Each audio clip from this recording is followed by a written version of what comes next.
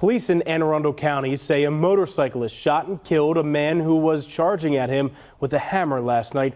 WMAR News' Jack Watson reports on what looks like a road rage incident in Glen Burnie. And the one cop told me it was just some road rage, which is kind of sad for this area.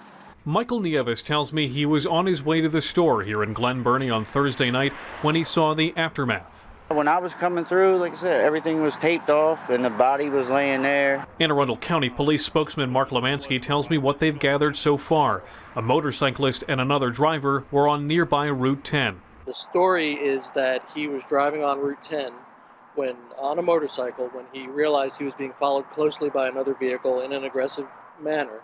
Lemansky says the 22-year-old motorcyclist pulled off Route 10 and that the driver continued alongside him and shouted at him. Both eventually came to a stop.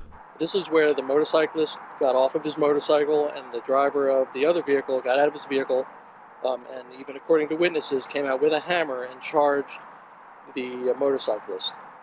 The motorcyclist then withdrew a handgun and fired shots, shooting, striking and killing the driver of the other vehicle. It was here in the area of East Furnace Branch Road where police found the 51-year-old man shot in the roadway. Police say the 51-year-old driver's name is Scott David Guhse. Police are not releasing the name of the 22-year-old motorcyclist because he is not charged with a crime. He did have a concealed carry permit. Investigators will have to look into this and confirm what spurred this on.